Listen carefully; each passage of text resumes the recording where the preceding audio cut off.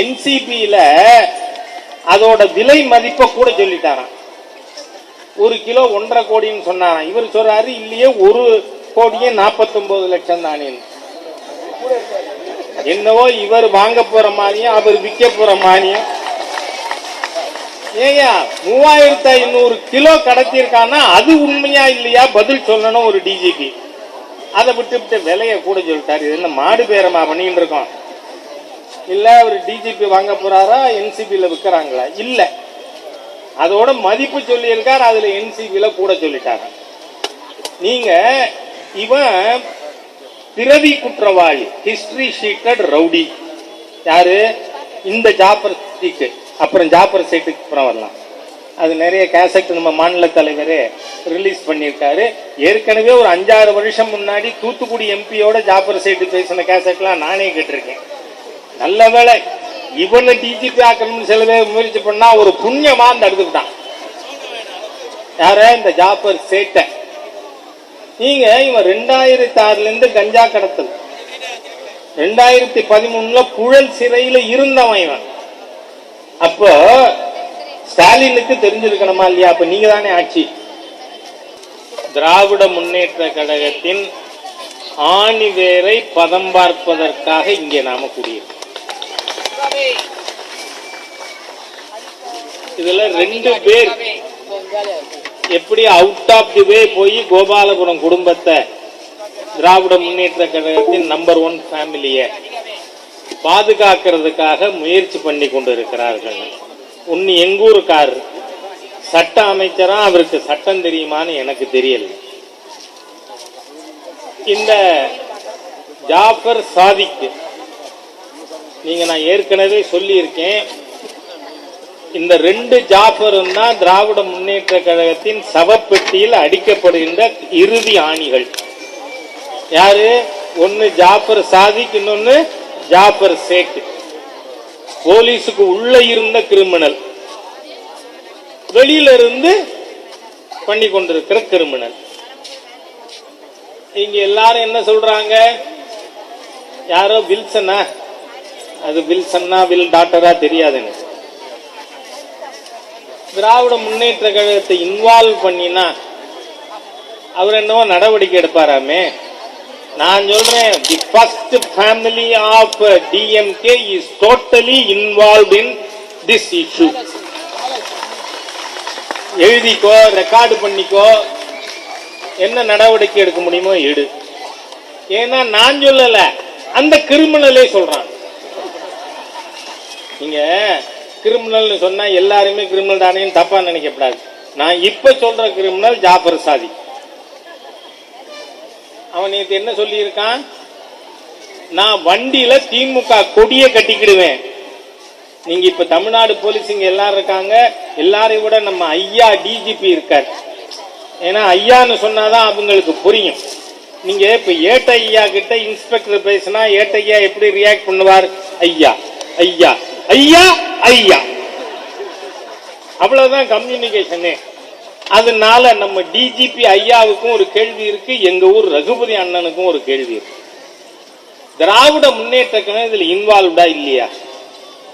இப்போ முதல்ல இந்த ஜாஃபர் சாதிக்கு கஞ்சா திருடம், அப்புறம் வீடியோ திருடம் இல்லையா? வீடியோ பைரசி, போலி வீடியோக்கள் ரெக்கார்டு பண்ணி விற்கிறது அவன் வேலை. ஆனா இந்த கஞ்சா திருடம், வீடியோ திருடன் இப்ப இருக்கிற சொத்து எவ்வளவுன்னு என்சிபி அதிகாரி சொல்லி இருக்கார். 5200 கோடி. இந்த 5200 கோடிங்கிறது இந்த 17 வருஷத்துக்குள்ள. அதனாலதான் ஸ்டாலின் ரொம்ப மதிக்கிறார். இப்ப நம்மள மிஞ்சினவனா இருக்கானே அப்படின்னு. இவ்வளவு பணம் அவன் எதுல சம்பாதிச்சிருக்கான்? ட்ரக்ல, போதைப் பொருள் கடத்தல், அதுவும் போதைப் பொருள் உற்பத்தி செய்வதற்கான வேதிப்பொருளை கடத்தி. நீங்க நம்ம டிஜிபி ஐயா இருக்காருல்ல, அவருக்கு ஒரே ஒரு குவாரல் தான். என்சிபியில அதோட விலை மதிப்பை கூட சொல்லிட்டாராம். 1 கிலோ 1.5 கோடின்னு சொன்னாராம். இவர் சொல்றாரு இல்லையே 1 கோடியே 49 லட்சம் தானே. என்னவோ இவர் வாங்க போற மாதிரியும் அவர் விற்க போற மாதிரியும். ஏயா 3500 கிலோ கடத்தியிருக்கான்னா அது உண்மையா இல்லையா பதில் சொல்லணும் ஒரு டிஜிபி. அதை விட்டு விலைய கூட சொல்லிட்டாரு. இது என்ன மாடு பேரமா பண்ணிட்டு இருக்கோம்? இல்ல ஒரு டிஜிபி வாங்க போறாரா, என்சிபில விற்கிறாங்களா? இல்ல, அதோட மதிப்பு சொல்லி இருக்காரு, அதுல என்சிபில கூட சொல்லிட்டாங்க. நீங்க இவன் பிறவி குற்றவாளி, ஹிஸ்டரி ஷீட்டட் ரவுடி. யாரு? இந்த ஜாபர் சீக்கு. அப்புறம் ஜாபர் சீட்டுக்கு அப்புறம் வரலாம். அது நிறைய கேசட் நம்ம மாநில தலைவரே ரிலீஸ் பண்ணியிருக்காரு. ஏற்கனவே ஒரு 5-6 வருஷம் முன்னாடி தூத்துக்குடி எம்பியோட ஜாபர் சீட்டு பேசின கேசட்லாம் நானே கேட்டிருக்கேன். நல்ல வேலை இவனை டிஜிபி ஆக்கணும்னு சில பேர் முயற்சி பண்ணா ஒரு புண்ணியமா தடுத்துக்கிட்டான். யார? இந்த ஜாபர் சேட்டை. நீங்க இவன் 2006 இருந்து கஞ்சா கடத்தல், 2013 புழல் சிறையில இருந்தவன் இவன். அப்போ ஸ்டாலினுக்கு தெரிஞ்சிருக்கணுமா இல்லையா? அப்ப நீங்க தானே ஆட்சி 14 வரை. சோ இவரோட ஹிஸ்டரி தெரிஞ்சுதான் திராவிட முன்னேற்ற கழகத்தின் முதல் குடும்பம் அவரை குடும்ப உறுப்பினர் ஆக்கிது. இப்ப ஸ்டாலின் அவர்களோ உதயநிதி அவர்களோ சோசியல் மீடியால ஜாபர் சாதிக் பற்றி புகழ்ந்து போட்டிருந்தா பதிவு நான் பெருசா எடுத்துக்க மாட்டேன். அட கட்சிக்காரன் போட்டாங்க, இன்னைக்குதான் தெரிஞ்சிருக்கு, கட்சி விட்டு நீக்கிட்டாங்க அப்படின்னு சொல்லிடலாம். உங்கள் வீட்டு பெண்கள் பதிவு போடுறாங்களே எப்படி?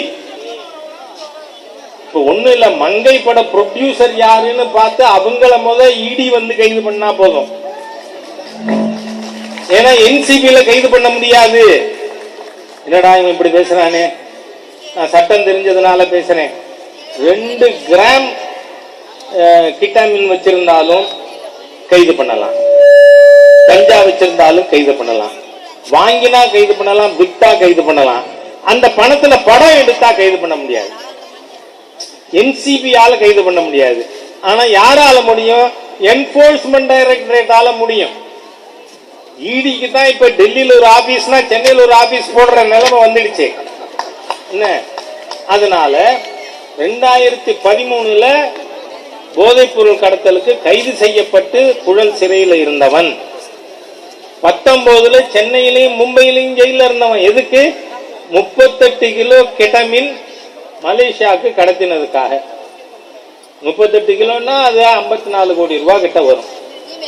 ஆகவே இந்த மாதிரி ஏற்கனவே போதைப் பொருள் கடத்தியதற்காக சிறையிலே இருந்தவனுக்கு திராவிட முன்னேற்ற கழகத்தினுடைய அயலாறு பிரிவு மாவட்ட இணை செயலாளர் பொறுப்பு கொடுத்தது தப்பா இல்லையா?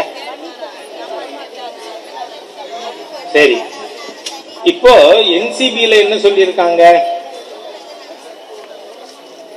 மங்கைன்னு ஒரு படமா, எனக்கு தெரியாதுங்க, இந்த சினிமா ஃபீல்டுல ஜாஸ்தி நம்ம ஈடுபாடு செலுத்துறது இல்லை, நேரம் இல்லை. இந்த கோவில்களை கொள்ளையடிக்கிற கொள்ளைக்காரன், கோவில்ல மந்திரியா இருந்துகின்ற அறநிலைத்துறையில நம்ம 4 மாவடி மோகன்சி லாசரஸ் மாதிரியா அல்லேலுயா அல்லேலுயான்னு கோஷம் போடுறவன், இவனுகளை பார்க்கறதுக்கே நேரம் பத்தல. அதனால சினிமாவுக்கு போய் கவனம் செலுத்தல. இந்த மங்கை படக்கும் ப்ரொடியூசர் யாருன்னு எனக்கு தெரியல. யாருங்க? பாத்தீங்களா? நீங்க எல்லாரும் சொல்றீங்க, நான் சொல்லல. அதனால ரகுபதி அண்ணன் கேஸ் போடுறதுன்னா வில்சன் மூலமா, நல்ல வக்கீலா வச்சுக்கோங்கடா, வில்சன்லாம் வேண்டாங்கிறேன் நான். என்ன வில்சன் மூலமா கேஸ் போடுறதுன்னா ராஜா மேல் போடக்கூடாது, இத்தனை பேர் மேலையும் போடணும்.